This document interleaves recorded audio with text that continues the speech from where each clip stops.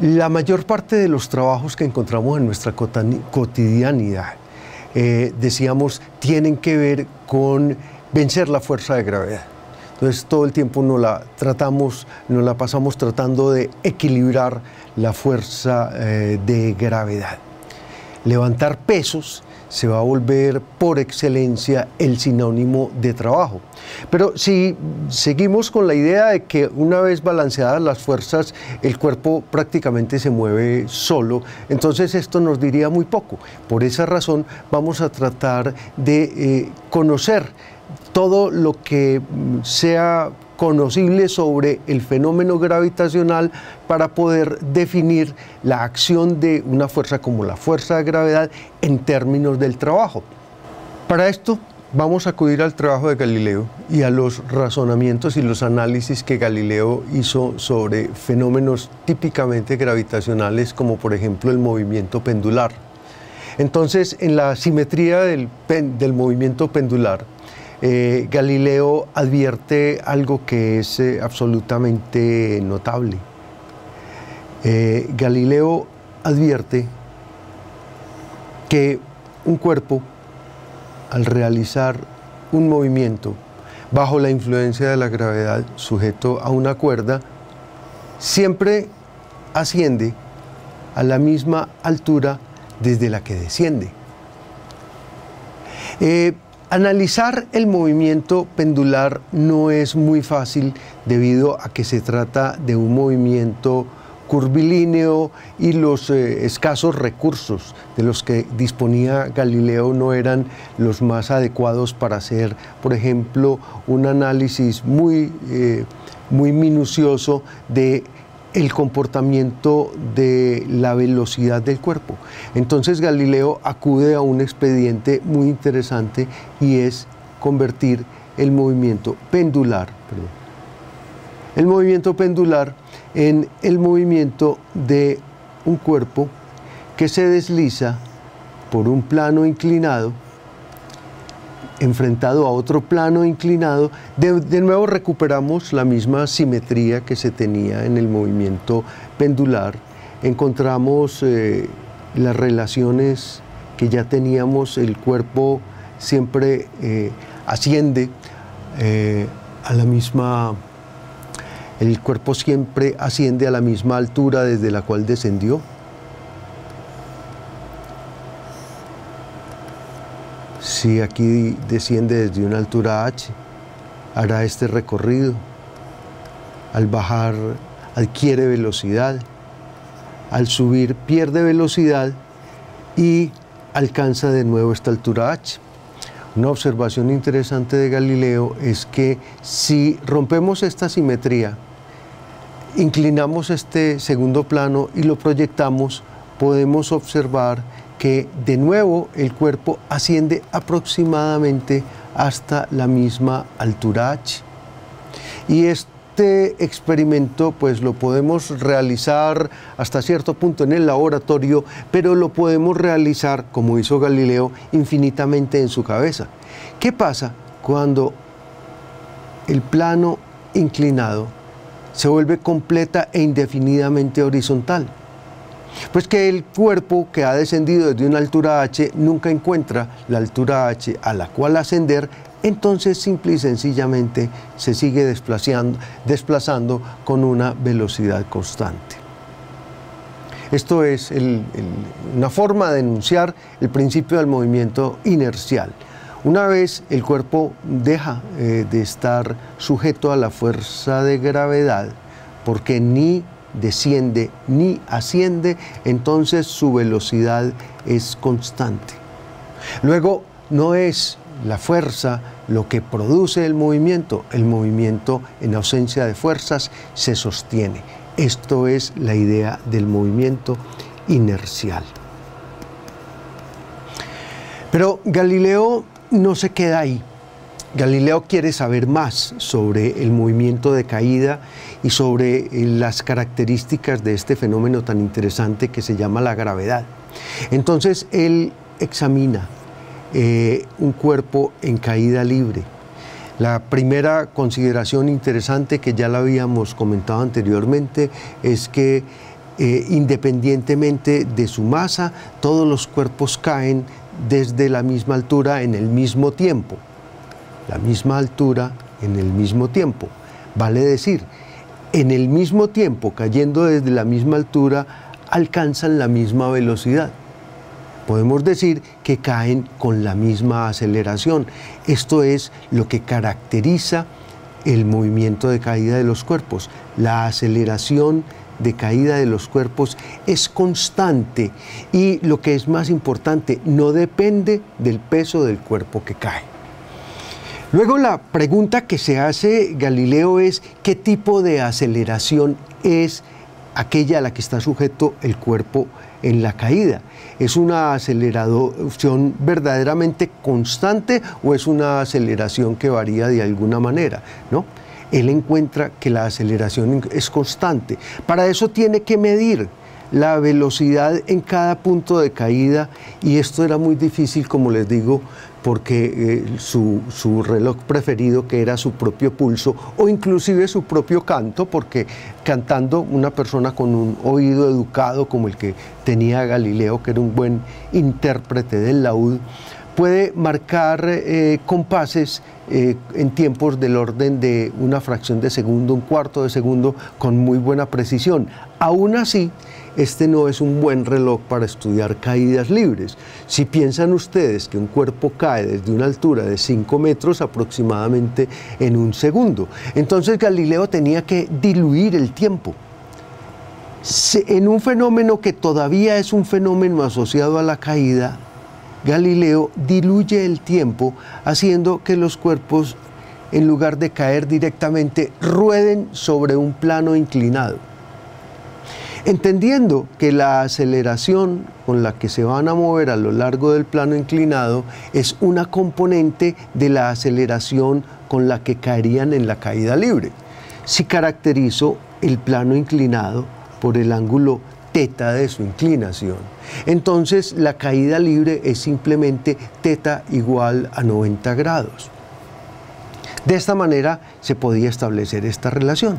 Entonces Galileo lo que hace es determinar la posición que ocupa el cuerpo en tiempos sucesivos. Después de un intervalo de tiempo está acá, en el segundo intervalo de tiempo está acá, en el tercer intervalo de tiempo está acá, y bueno, así sucesivamente. Y entonces a este primer intervalo lo vamos a llamar S1, y a este segundo intervalo lo vamos a llamar S2, y a este S3, y así sucesivamente. Y entonces luego Galileo compara cada uno de esos intervalos. Encuentra que si el intervalo S1 es igual a 1, entonces el intervalo S2 es igual a 3, y el intervalo S1, S2, S3. El intervalo S3 es igual a 5 y el intervalo S4 es igual a 7, y así sucesivamente. Y entonces aquí encuentra una recurrencia, encuentra una sucesión de números impares. Si uno suma los espacios totales recorridos, tendrá que en el primer instante de tiempo se recorre 1, y en el segundo se recorre 4, y en el tercero se recorre 4 más 5, que es 9, y en el cuarto se recorre 9 más 7, que es 16, y entonces, si los respectivos tiempos de descenso son 1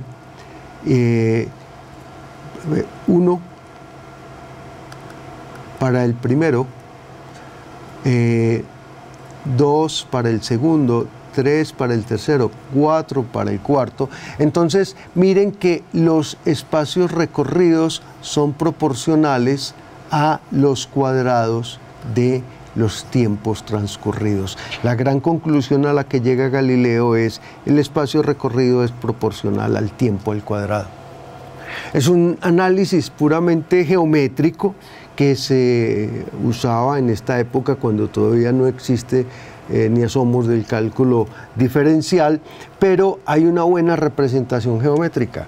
Si el espacio recorrido es proporcional al tiempo al cuadrado, nos dice Galileo, entonces la velocidad en cualquier punto de la trayectoria será proporcional directamente al tiempo. Una definición muy elemental de lo que es aceleración me dice que la aceleración es la relación entre el cambio de velocidad y el tiempo transcurrido. Por lo tanto, podemos decir que en un movimiento en el que la aceleración es constante, como aparentemente es este, la velocidad está dada en términos de la aceleración por el tiempo, siempre y cuando, como en este caso, partamos de cero. Miren que es una relación absolutamente sencilla que viene de un análisis geométrico de cómo son las sucesivas posiciones.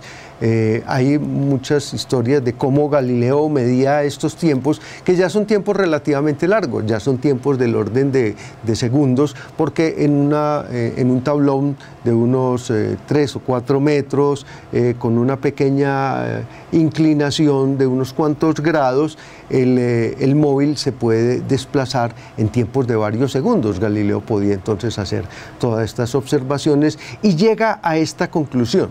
El movimiento de caída es un movimiento uniformemente acelerado, en el que la velocidad es proporcional al tiempo transcurrido y el espacio es proporcional al tiempo al cuadrado. Veamos a qué conclusiones nos lleva esto. Volvamos con nuestra historia de que para subir un cuerpo, para elevar un cuerpo, uno lo que necesita es cancelar la fuerza de gravedad. En este caso vamos a cancelar la fuerza de gravedad mediante la tensión que voy a ejercer aquí con algún mecanismo para jalar esta cuerda. Esta tensión va a cancelar el peso, va a hacer de alguna manera anular el peso, y entonces decíamos un pequeño empujón hará que este cuerpo se desplace. Pero ahí yo no voy a tener mucha información, no voy a tener demasiada información sobre la fuerza de gravedad. Entonces, para tener información sobre la fuerza de gravedad, yo quiero ver, después de que este cuerpo subió hasta esta altura y dejo que la fuerza de gravedad actúe por sus propios medios, entonces veré lo siguiente. Una vez cancelado el peso, cancelado la tensión de la cuerda para que este cuerpo pueda caer libremente, la única acción que se va a ejercer sobre el peso, sobre el cuerpo, pues es su propio peso. La expresión "se cae por su propio peso" proviene posiblemente de este tipo de fenómenos. Entonces, digamos, el cuerpo cae por su propio peso a lo largo de una distancia h. Entonces, lo que va a caracterizar la acción de la fuerza de la gravedad es un peso que a lo largo de una distancia h va a hacer lo que vamos a llamar un trabajo. Porque en realidad, para poder subir este cuerpo hasta esta altura, nosotros necesitamos que la tensión, equilibrando el peso, elevar el peso, que permitiera que el cuerpo subiera hasta una altura h. Entonces digamos que la fuerza de gravedad hace en la caída esta altura. Y entonces ahora vamos a una cuestión interesante. Cuando yo dejo caer libremente este cuerpo, entonces este cuerpo recorre una altura h en un tiempo que depende de la aceleración, justamente de la aceleración de la gravedad. Un análisis cinemático muy sencillo nos muestra que esta altura h es un medio de g por t al cuadrado. Ya habíamos visto cómo Galileo encontró que por ser un movimiento uniformemente acelerado, Entonces, los espacios recorridos en movimientos uniformemente acelerados son proporcionales al cuadrado del tiempo. Pero nosotros también sabemos precisamente que la velocidad con la que cae un cuerpo es proporcional al tiempo. Entonces, esta altura va a ser proporcional directamente a la velocidad al cuadrado, porque t es proporcional a la velocidad. Para resumir, cuando combino el hecho de que el peso es mg, que la altura es proporcional al v al cuadrado, obtengo que el trabajo realizado por un peso mg al hacer que un cuerpo descienda a una altura h es igual a 1/2 de m por v al cuadrado, donde v al cuadrado será la velocidad con la que llega al final de la trayectoria. Esta es una relación puramente matemática, pero cuando en los análisis matemáticos hay formas que empiezan a aparecer de una manera sistemática, es porque tienen algo que decirnos. Y entonces, más adelante vamos a aprovechar esta caracterización del trabajo. En términos de trabajo lo puedo expresar como aquello que cambia el movimiento de un cuerpo en una magnitud igual a 1/2 de mv2 si el cuerpo parte del reposo. Si el cuerpo no parte del reposo, entonces puedo decir que el trabajo realizado es 1/2 de m por v al cuadrado menos 1/2 de m por la velocidad inicial al cuadrado. Alguien o algo habría hecho el trabajo inicial para que el cuerpo tuviera una velocidad inicial. Y entonces voy a establecer la posibilidad de hacer una medida del trabajo en términos de velocidad. Les recuerdo una pequeña experiencia que hicimos en la clase anterior y fue dejar caer desde la misma altura dos cuerpos con pesos muy diferentes, y entonces había algo que era notorio. A pesar de que caían desde la misma altura y en el mismo tiempo, el cuerpo más pesado producía un impacto mayor. Bueno, ahora yo puedo medir ese impacto en términos de la velocidad. ¿Por qué es importante el impacto? Porque estoy pensando en trabajo. Y cuando estoy pensando en trabajo, estoy pensando, por ejemplo, en mover cuerpos, en elevar cuerpos. Entonces yo puedo relacionar la posibilidad de elevar un determinado cuerpo con la velocidad inicial que debe tener para que ascienda contra la fuerza de gravedad. Hemos establecido pues de una manera relativamente sencilla este término, el trabajo, en términos de el movimiento que adquiere un cuerpo. No quiero decir todavía el nombre que más adelante le vamos a dar a esta expresión, que seguramente ya muchos de ustedes la conocen. No los quiero confundir todavía con otros términos que se van a definir a posteriori, sino pensemos simplemente que cuando un cuerpo está en reposo y una fuerza actúa sobre él, la acción de esa fuerza se traduce matemáticamente en su movimiento expresado como 1/2 de mv2. Esta forma mv2 es curiosa. Un físico contemporáneo, físico y filósofo alemán contemporáneo de Newton, había desarrollado, por decirlo así, una mecánica alternativa a la mecánica de Newton, en la que, a diferencia de Newton, el concepto más importante, digamos, no era el concepto de fuerza o el concepto de cantidad de movimiento, sino el concepto que él llamaba vis viva, fuerza viva. Y la vis viva de Leibniz era justamente el término que tenemos acá, el término de mv2, sin el 1/2. Y entonces Leibniz analizaba colisiones entre bolas de billar y y llegaba a la conclusión de que en esas colisiones se conservaba la vis viva, y para él era muy importante esa función como una magnitud física para analizar, por ejemplo, las interacciones entre los cuerpos. La interacción más sencilla que puede haber es el choque de dos cuerpos. Debido a que, digamos, Newton, con su extraordinaria potencia matemática y su percepción física, impuso su concepción de la física, de pronto el trabajo de Leibniz quedó bastante oscurecido en muchos temas de la física, no solamente en la mecánica, en la óptica, y después habría de ser retomado. Para Newton, la cantidad más representativa del movimiento de un cuerpo era algo que él llamaba el momentum, y es el producto de la masa por la velocidad del cuerpo. Y entonces lo que nos dice Newton: para caracterizar un sistema, yo necesito definir la velocidad a la que se mueve ese sistema.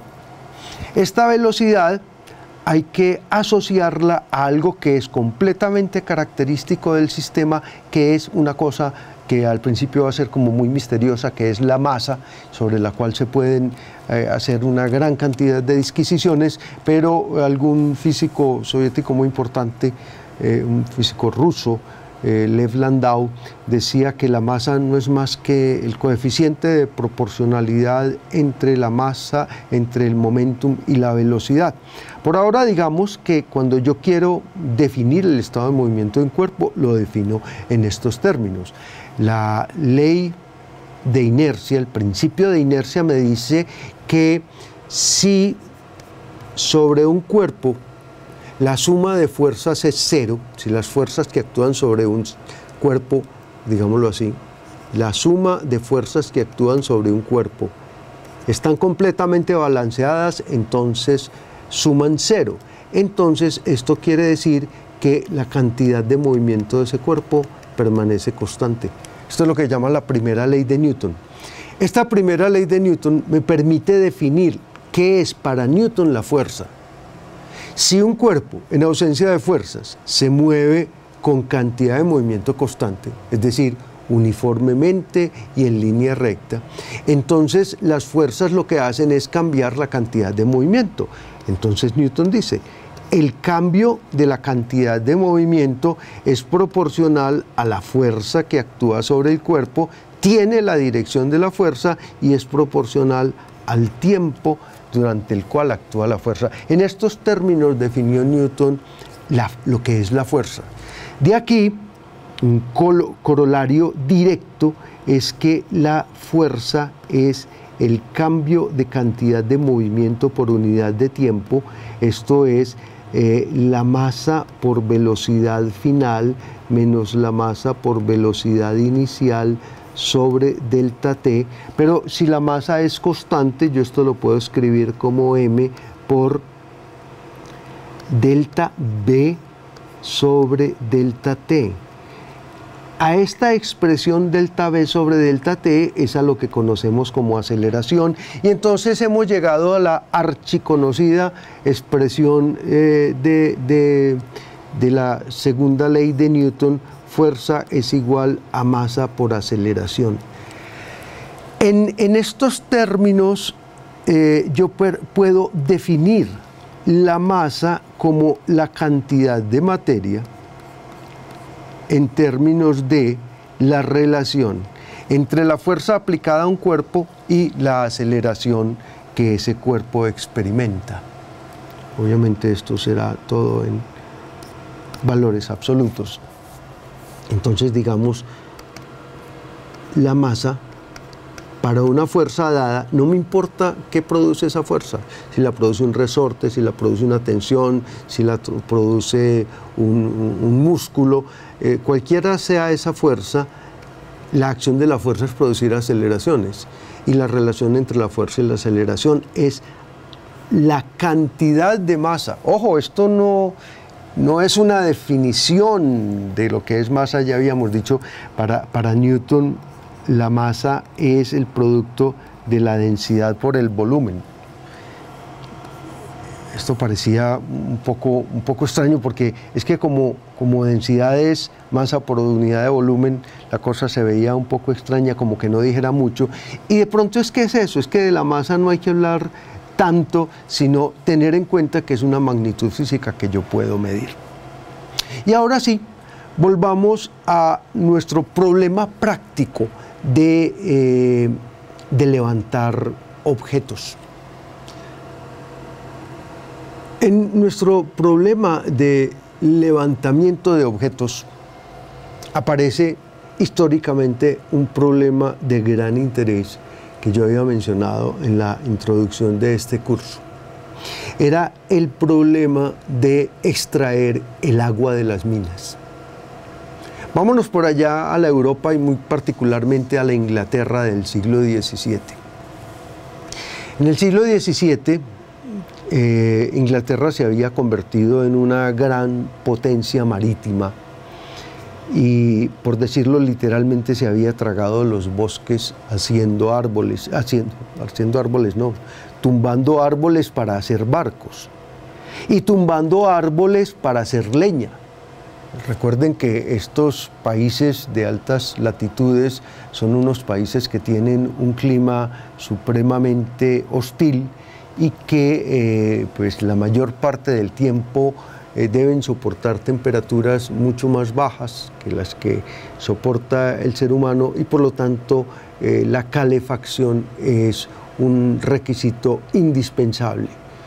La calefacción pues generalmente provenía de la combustión de madera.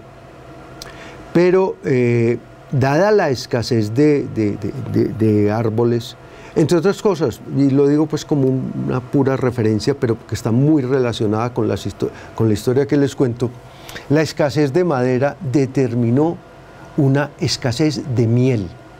La escasez de miel más adelante va a impulsar el cultivo y la comercialización del azúcar, y eso estará íntimamente relacionado con buena parte de toda esta historia de las máquinas que hacen trabajos, que es la revolución industrial. Por ahora volvamos a el problema de las minas, que se volvió muy importante en la Inglaterra del siglo XVII, cuando al acabarse prácticamente los bosques, para asuntos de calefacción y para una gran cantidad de necesidades que existían respecto por ejemplo, a la combustión de una fragua, este tipo de situaciones. Entonces se acudió al carbón mineral. El carbón mineral, aunque era conocido desde hacía tiempo, no se utilizaba, por ejemplo, en la calefacción ni en la preparación de alimentos, porque simple y sencillamente huele muy mal. Eso produce unas sustancias tóxicas y son muy desagradables. En todo caso, la ocasión, se dice, hace al ladrón. Y entonces, a falta de pan buenas son tortas, decían también, tuvieron que conformarse en reemplazar la leña con carbón mineral.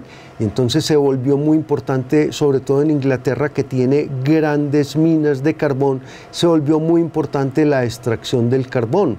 Pero entonces en la extracción del carbón ocurre este problema de que cuando usted hace un hueco en la tierra, ¿sí?, para extraer el carbón, y entonces por el nivel freático este hueco inmediatamente se llena de agua. Entonces el gran problema que usted tiene es sacar el agua, y pues literalmente el agua la sacaban primero a baldados, pues acá conectarían alguna cosa con unas palancas y estarían sacando el agua a baldados. Eso era muy poco práctico. Entonces se idearon otra serie de mecanismos, bombas de succión, elementos supremamente sencillos, pero muy poco prácticos. Entonces les tocaba era conectar. Piensen que una mina puede tener muchas decenas, inclusive centenas de metros de profundidad, y tocaba instalar una serie de bombas de succión.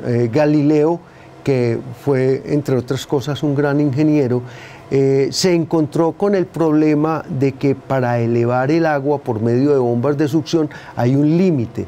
Es imposible con bombas de succión elevar el agua más de 10 metros. Entonces casi que había que poner, si la profundidad era mayor que 10 metros, toda una sucesión de bombas. Y para que estas bombas funcionaran, pues ponían acá un caballo. Aunque no lo parezca, esto es un caballo. Y este caballo estaba acá atado a una noria, y esa noria movía algún sistema mecánico para accionar una bomba para sacar el agua. Hasta que a este señor que tenemos aquí en pantalla, Denis Papin, un físico francés que por diversas razones debió exilarse en Inglaterra, se le ocurrió una idea. Se le ocurrió al señor Papin que se podía utilizar la presión, lo que llamaba la fuerza motriz del fuego, para hacer trabajos. Por ejemplo, trabajos como este de elevar el agua. Papin hizo una observación, o mejor, sistematizó una observación que muy posiblemente muchos ya habían hecho. Si usted tapa una olla y la pone al fuego, esa olla sencillamente puede explotar. Entonces, si de una manera controlada usted evita que la olla explote, usted va a lograr que dentro de la olla haya una presión considerable, pero no solamente una presión considerable, una temperatura muchísimo más alta que la que se puede lograr con una olla en condiciones normales. Entonces, Papin empezó a desarrollar esta idea de cómo utilizar la olla, primero con altísimas temperaturas. Entonces hicieron una cosa que se llamaba un digestor. Echaban desperdicios de huesos con carne, y al elevarlo a una altísima temperatura podían separar los huesos y la carne, sobre todo para fines industriales. Entonces Papin fue uno de los precursores con su famosa marmita, que era algo como esto. Como ustedes ven, una olla supremamente fuerte con una prensa para poderla tapar muy bien, y esta olla ya cuenta con un elemento que es una válvula de presión. Miren aquí, lo que estamos viendo es un ejemplo de las palancas que habíamos visto en la clase anterior. Tenemos aquí el punto de apoyo, tenemos aquí el peso, y aquí una válvula que va a ser regulada desplazando este peso a lo largo de esta varilla. Se puede lograr que la bomba, la olla, admita más o menos presión antes de llegar a una situación crítica, y entonces de esta manera usted podía llegar a una serie de temperaturas pues muy altas. Aquí vemos una versión más moderna de la marmita de Papin, de nuevo una olla a presión muy bien asegurada, y ya a la derecha pues ustedes observan algo que es ya un utensilio doméstico absolutamente común y cotidiano, que es la famosa olla a presión. Entonces, las personas que trabajan en la cocina, los chefs, las cocineras, y en todo caso las personas que se ocupan de este tipo de actividades, saben que cuando necesitan cocinar rápidamente algunos alimentos que usualmente, digamos, lo que a olla destapada se demoran mucho tiempo, se pueden hacer en mucho menos tiempo en la olla a presión. Y la razón que hay detrás de todo esto es que en la olla a presión las temperaturas pueden llegar a ser supremamente altas. Pero ojo, cuidado, las ollas a presión son verdaderamente bombas de vapor, y en más de una ocasión pues se ha sabido de accidentes fatales porque por alguna razón la la válvula de seguridad que todas estas ollas tienen en alguna parte se obstruyó, no funcionó o simplemente fue inadecuadamente reemplazada.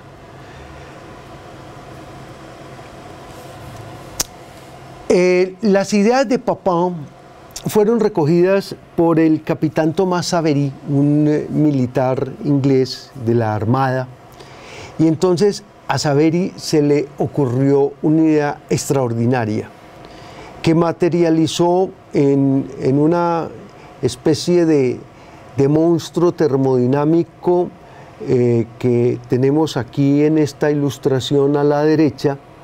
Si ustedes miran todo este sistema, dense cuenta de que es un aparato de muchos metros de altura que se colocaba en la boca de las minas y tenía por fin succionar el agua. Y succionaba el agua de una manera supremamente ingeniosa. Aquí tenemos un diseño esquemático de la máquina de Savery y entonces miren en lo que este aparato consiste. Tenemos una tubería que llega hasta un depósito de agua subterráneo, pues muy posiblemente una mina. Esta tubería está unida a un depósito superior y aquí tenemos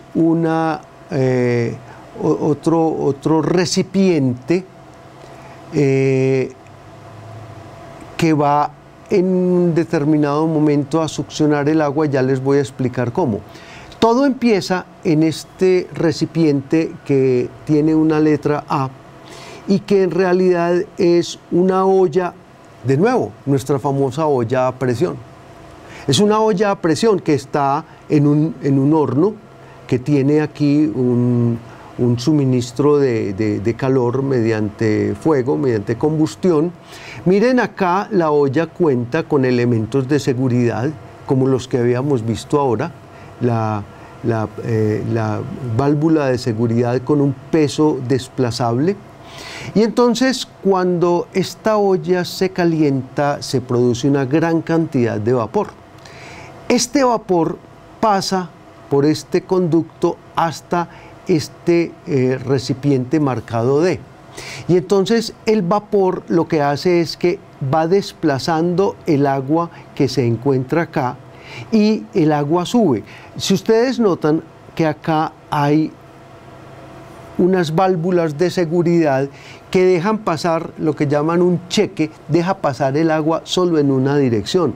La válvula A deja pasar el agua en esta dirección, pero no deja que el agua se devuelva. Y la válvula B deja pasar el agua en esta dirección, pero no deja que el agua se devuelva. Entonces, cuando aquí se produce suficiente vapor, este vapor presiona el agua y el agua va a subir por acá a este recipiente. Una vez que el agua subió a este recipiente y esto está completamente lleno de vapor, entonces lo que se hace es que se cierra esta compuerta y este recipiente se enfría. Al enfriarse, el vapor se condensa y al condensarse se produce una baja de presión, una descompresión. Como esto queda a muy poca presión y en cambio el agua del depósito está a presión atmosférica, entonces el agua sube por este conducto hasta llenar esto y balancear la presión atmosférica aquí dentro de este recipiente. Luego se abren las llaves y se repite el proceso, se produce vapor. El vapor desaloja el agua, sube el agua. ¿Cuál es el efecto total? El efecto total, después de una serie de ciclos, es que una cantidad de agua que estaba en este depósito fue elevada. En términos de lo que estábamos diciendo, que es relevante por lo siguiente, esta máquina, como les decía, esto era un verdadero monstruo. Y era un verdadero monstruo que se tragaba cualquier cantidad de combustible para funcionar. Y entonces el señor Savery le propuso a los mineros de la época, les propuso que le dejaran instalar su máquina en las minas y que le pagaran la diferencia entre lo que se comían los caballos que accionaban las bombas mecánicas y el carbón que gastaba su máquina. Como era una máquina que funcionaba con carbón extraído de la misma mina, pues entonces, a pesar de que era extraordinariamente ineficiente, la cosa funcionaba. Y miren algo histórico e interesante. Para poder comparar el trabajo de la máquina con el trabajo de los caballos, entonces había que definir conceptos como el de eficiencia, en términos de combustible, perdón, en términos de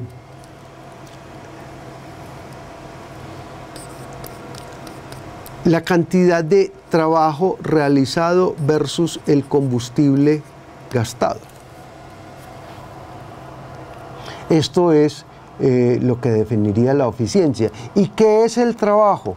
Entonces el trabajo de nuevo resulta elevar un determinado peso de agua una distancia h y hacer este trabajo durante un cierto tiempo. Entonces, si este trabajo es m por g por h y se realiza durante un cierto tiempo, aquí voy a estar hablando de otra cosa que se llama potencia. Como la comparación era entre lo que hacía la máquina del señor Savery y lo que hacían los caballos, entonces apareció el famoso término horsepower o caballo de fuerza o caballo de potencia para medir la cantidad de trabajo por unidad de tiempo que es capaz de realizar una máquina o algún sistema que esté realizando trabajo. La definición de estos conceptos fue absolutamente necesaria para poder medir en términos de eficiencia y en términos de potencia la conveniencia o no de utilizar estos aparatos. La máquina entonces del señor Savery se generalizó en su uso, pero rápidamente, viendo que era un aparato tan supremamente complicado, tan extraordinariamente grande y engorroso de manejar, absolutamente imposible de transportar, pues hubo quien se preocupó por mejorar este sistema, y realmente el próximo gran paso en el uso de la potencia motriz del fuego para realizar trabajo será la máquina de Newcomen, de la cual hablaremos en una próxima ocasión.